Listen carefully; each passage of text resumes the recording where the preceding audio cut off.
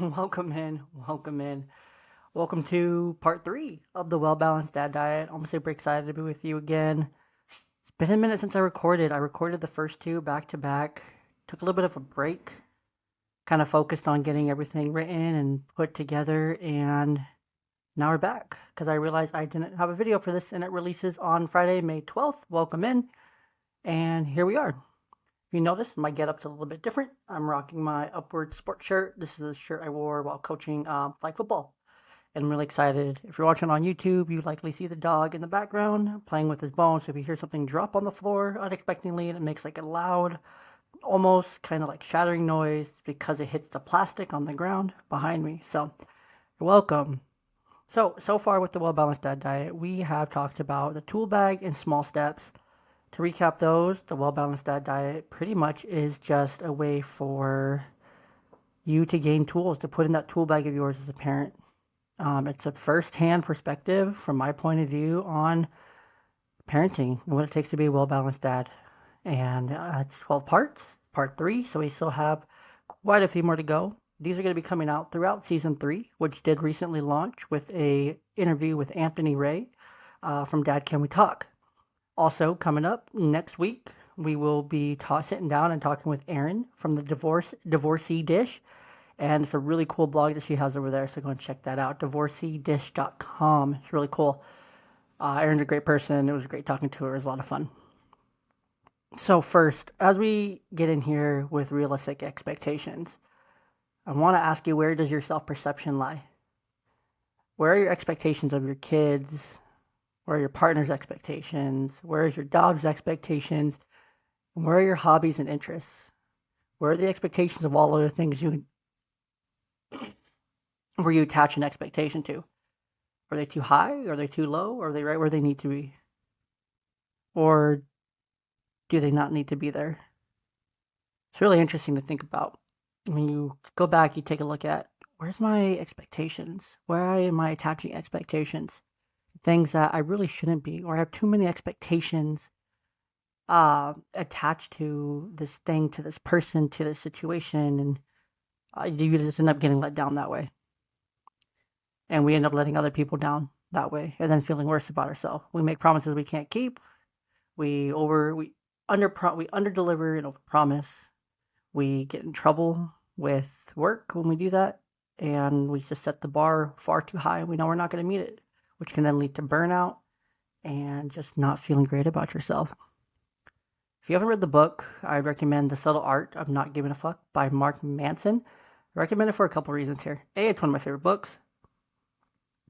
B, it really helps you evaluate where your fucks are. For me, that also meant seeing what I cared about, specific items, people, and expectations, and if the energy that I'm putting into them is genuinely what it deserves for what I'm getting out of it. You gotta get out what you're gonna put in. That's how it is with everything. You're gonna get out of it what you put in. Sometimes you might be putting in too much and not getting enough out. Realize that. So we have to level our expectations that you have for your job, for yourself, for your partner, for your kids if they aren't being met. Probably because your expectations are too high. And likely, are you putting higher than necessary expectations on these things? Your job, yourself, your partner, your kids? If your answer, your expectations are likely high, and you have too much of the wrong kind of negative energy invested. It's time we lower those expectations, remove the pressure, and reinvest the energy into the realistic expectations that genuinely serve you where you are today. Again, going back to small steps, you gotta remember we're gonna meet ourselves where we're at today and every day going forward. We're not gonna worry about where we're gonna be because we're gonna take steps to get there. We're gonna set goals along the way. We're gonna talk about goals and goal attachment here later, but not really so much today. Our first challenge comes right out of the gate here. We're starting hot, we're starting fresh. We are starting earlier with these. I know, stay calm. If your expectations and where you are right now aren't where you want to be, challenge is to meet yourself where you are. See what I did there? Don't get upset that your expectations, they might be skewed, energy might be in the wrong place. That's okay. Meet you where you are. Do that. Simple. Simple reevaluation and be honest with yourself. It's okay if your expectations are too high in one area versus another. There's nothing wrong with that. Now you have to accept who you are and where you are. where you're at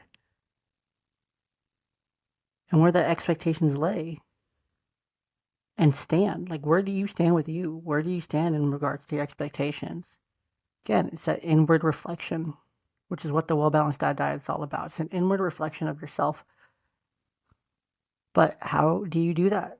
Like, I know it sounds great in theory, but where do I start? If you're like me, you have no idea.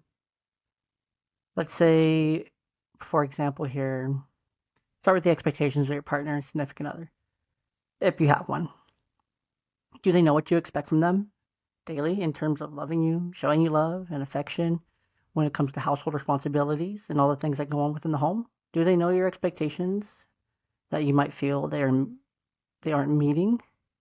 You must have excellent, excellent communication skills. You'll have a seamless relationship if you're here. You're likely searching for ways to get there.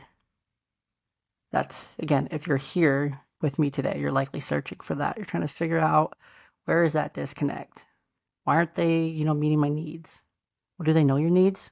Do they know your love language? Do they know how to love you? Do they know what kind of affection that you need and want and desire on a day to day? Do you communicate those needs? Are you open about those needs? Are you transparent? Are you honest? Are you honest with yourself? So many questions that you can be asked, but it's the same question. It all comes back to you, as the person. If you answer no to any of these, and if you feel like you expect your partner and you aren't being satisfied by them in whatever way, do they know what you need and what you want? The answer is no. Probably drop down those expectations or tell them what you need from them. Have that conversation. It's a raw, honest, hard conversation, but it's going to be worth it on the other side. Got to be realistic about where things are now. Lower the expectations so that you can build everything back to be more assertive and reach levels beyond your current expectations. I know, sounds great, right? But remember, you cannot control what you cannot control. This includes your partner. For me, I highly recommend it would be best to avoid controlling your partner in everything they do. I view that as something probably not the best thing to do. You should, however, always be loving, kind, accepting of where they are. When they fail you, or themselves, or the kids, the home, and their job, you gotta be supportive in all of those moments. Like you and I, they are also human. It's very important to remember these things. You married or you committed to an imperfect person that will always be imperfect. This person comes with their own baggage, with traumas, with things they have overcome, and things they're still working through, and new things that they experience that cause new emotions and feelings and things that they have to work through on a daily basis. You chose them. They chose you the same. They're going to fail. You're going to fail. They're going to fall short of expectations. You're going to fall short of expectations. You should never beat them down. Figuratively, of course, for doing so. You shouldn't do it literally either. You should pick them up, dust them off, communicate about why things happen, and have an honest, loving, accepting, and forgiving conversation. I feel like that's huge. You have to just remember that they're a person, they're human, and they're gonna mess up just as much as you mess up. Heck, if you're a dad and you're listening, they should probably mess up more. Women are pretty great that way. But hey, no one's perfect. No one. Remember that. But so what about my kids, man? What about these dang kids? I have to teach these kids to be wise, do good in school, be athletes, be the best kids out there at everything they do. They gotta do this, they gotta do this, I gotta teach them how to be good humans, I gotta do this and this and this and this and this and this. List goes on and on and on. It's an endless list. It's like you just took out a scroll and that's everything you need to teach your kids. Stop. No, you don't. Seriously. No, you don't. Drop the expectations in school for them to be the perfect student. Drop the expectation for them to be a star athlete, to be the star of whatever extracurricular they're doing. The only thing they should be getting out of these is mental, physical, and more mental development and getting the most out of it emotionally as well. They should be having fun, being a kid, enjoying life. There will be enough expectations on them socially, mentally, emotionally, physically, in school and sports, and throughout every other aspect of their life, the same as yours. The last thing they need is more pressure to perform from their parents, to go to higher levels, to make them happy or proud, where they put their whole value and worth defined by what you think of them if they're meeting your expectations. You should just be proud of them for doing it, working hard to be there. You should be supportive, loving, kind. When they ask for additional help to get to those levels on their own accord, then we do so. We meet them where they're at. We do that. We give that support with love, kindness. Our kids should be happy, proud of themselves for their performance, their roles, and what they're doing. And they should know that we're going to show up, support them, and be there for them every step of their progress and every step of the way. Like, man, that was so simple. But we can talk about the good, we can talk about the praise and the support and love we're going to give them. What about when they fail? When they don't meet their own expectations? Or they might not be flowing with the status quo they have set for themselves that we've learned to know for them. When they're just not themselves, when they're just kind of off their game a little bit. What do you do? Well, same thing that you would do with your partner or yourself. You love them. Same. You won't be disappointed in them. You meet them where they are. You 100% go to them. Talk about this in my day-to-day job. I work in mental health. A lot of parents.